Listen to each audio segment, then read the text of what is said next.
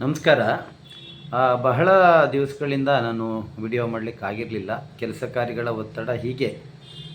ಆದರೆ ಇಶ್ಯೂಗಳು, ನಾವು ಮಾತನಾಡಬೇಕಾದಂಥ ಇಶ್ಯೂಗಳು ಆಗಿಂದಾಗೆ ಬರ್ತಾನೇ ಇವೆ. ಇವತ್ತು ನಾನು ಒಂದು ಟಿ ವಿ ಚಾನಲ್ನಲ್ಲಿ ಗಮನಿಸಿದೆ, ಬೆಂಗಳೂರಿನಿಂದ ತುಮಕೂರಿಗೆ ಮೆಟ್ರೋ ವಿಸ್ತರಣೆ, ಇದು ಸಿಹಿ ಸುದ್ದಿ ಹಾಗೆ ಹೀಗೆ ಅಂತ. ಹಿಂದೆ ನಮ್ಮ ಸ್ನೇಹಿತರು ತುಮಕೂರಿನವ್ರು ಕೂಡ ಅಂದಿದ್ರು, ತುಮಕೂರಿಗೆ ಮೆಟ್ರೋ ಬರುತ್ತೆ ಅಂತ ಎಲ್ಲ ಸೆಲೆಬ್ರೇಟ್ ಮಾಡ್ತಿದ್ದಾರೆ ಅಂತ. ನಾನು ಹೇಳಿದೆ, ಬೇಕಾದರೂ ಒಂದು ಚರ್ಚೆ ಏರ್ಪಡಿಸಿ, ಈ ತುಮಕೂರಿಗೆ ಬೆಂಗಳೂರಿನಿಂದ ಮೆಟ್ರೋ ಅವೈಜ್ಞಾನಿಕ, ಅಗತ್ಯ ಇಲ್ಲ. ಮೆಟ್ರೋ ಏನಿದ್ರು ಇದು ಸಬರ್ಬನ್ ನಗರ ಪ್ರದೇಶದ ಒಳಗಡೆ ಇಲ್ಲಿನ ಟ್ರಾಫಿಕ್ಕು ಸಮಸ್ಯೆಯನ್ನು ಬೇರಿಸೋದಕ್ಕೆ ಮೆಟ್ರೋ ಬಳಸ್ಬೋದು. ತೀರಾ ಅಂದರೆ ನೆಲಮಂಗಲ ತನಕ ನಾವು ಮೆಟ್ರೋ ಮಾಡ್ಬೋದು. ಈಗ ಇಂಟರ್ನ್ಯಾಷನಲ್ ಎಕ್ಸಿಬಿಷನ್ ಸೆಂಟರ್ ತನಕ ಮೆಟ್ರೋ, ಮಾದಾವರ ತನಕ ಎಕ್ಸ್ಟೆಂಡ್ ಆಗಿದೆ. ಯಾಕೆ ತುಮಕೂರು ತನಕ ಮೆಟ್ರೋ ಬೇಡ ಅಂತಂದರೆ, ಈಗ ಬೆಂಗಳೂರಿನಲ್ಲಿ ಒಂದೊಂದು ಕಿಲೋಮೀಟ್ರಿಗೆ ಅಂದಾಜು ಒಂದು ಮೆಟ್ರೋ ಸ್ಟೇಷನ್ ಇದೆ. ಒಂದು ಸ್ಟೇಷನಿಂದ ಒಂದು ಜಾಗಕ್ಕೆ 2 ನಿಮಿಷ ತಗೊಳುತ್ತೆ. ಅದು ಅಂದರೆ 1 ನಿಮಿಷ ನಾವು ಕ್ರಮಿಸೋದಕ್ಕೆ 2 ನಿಮಿಷ ಟೈಮ್ ತಗೊಳುತ್ತೆ. ಅದೇ ತುಮಕೂರಿಂದ ಬೆಂಗಳೂರಿಗೆ ಎಕ್ಸ್ಪ್ರೆಸ್ ಟ್ರೈನ್ಗಳು ಈಗ ಡಬಲ್ ಲೈನ್ ಕೂಡ ಇದೆ. ಯಶವಂತಪುರಕ್ಕೆ 50 ನಿಮಿಷಕ್ಕೆ ಬರ್ತವೆ, ಮೆಜೆಸ್ಟಿಕ್ಗೆ 1 ಗಂಟೆಗೆ ಟ್ರೈನ್ ರೀಚ್ ಆಗ್ತವೆ. ಅಂದರೆ ಸಮಯದ ಉಳಿತಾಯ ಆಯಿತು ಇಲ್ಲಿ. ಎರಡನೇದು, ಈ ಮೆಟ್ರೋ ಟ್ರೈನ್ ಒಳಗಡೆ ನಿಮ್ಗೆ ಯಾವ ಫೆಸಿಲಿಟಿ ಇರಲ್ಲ. ನಿಮ್ಗೇನಾದ್ರು ತಿನ್ನೋಕ್ಕೂ ಅವಕಾಶ ಇಲ್ಲ, ಟಾಯ್ಲೆಟ್ಗೆ ಹೋಗೋಕ್ಕೂ ಅವಕಾಶ ಇಲ್ಲ, ನೀರು ಬಾಟ್ಲಲ್ಲಿ ಇಟ್ಕೊಂಡು ಕುಡಿಬೋದೇನೋ ಅಷ್ಟೇ, ಯಾವುದೋ ಈ ಥರದ ಅವಕಾಶಗಳು ಇಲ್ಲ. ಮೂರನೇದು, ಇದು ಒಂದು ಕಾಸ್ಟು.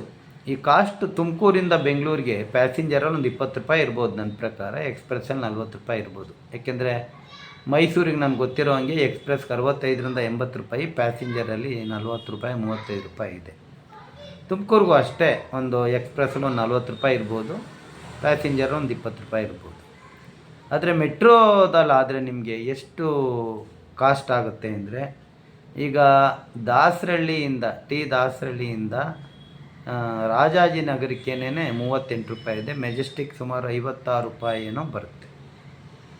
ಆ ಥರ ಲೆಕ್ಕ ಹಾಕಿದರೆ ತುಮಕೂರಿಗೆ ಎಷ್ಟು ದುಡ್ಡಾಗ್ಬೋದು ನೀವು ಲೆಕ್ಕ ಹಾಕಿ, ಒಂದು 200 ರೂಪಾಯಿ ಚಾರ್ಜ್ ಆಗ್ಬೋದು.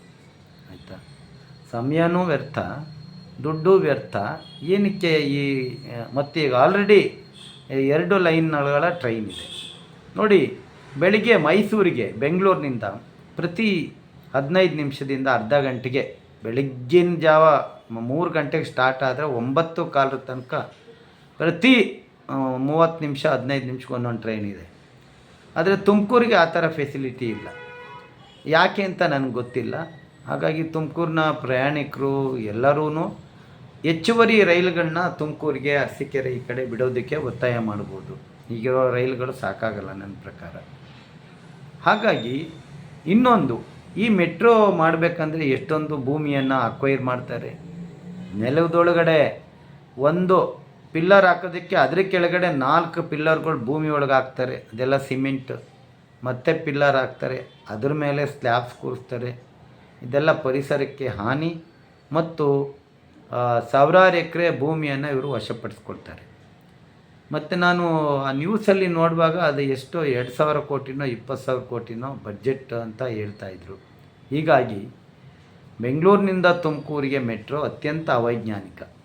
ಒಂದು, ಅದು ಸಮಯವನ್ನು ನಮಗೆ ಸಿಕ್ಕೋದಿಲ್ಲ.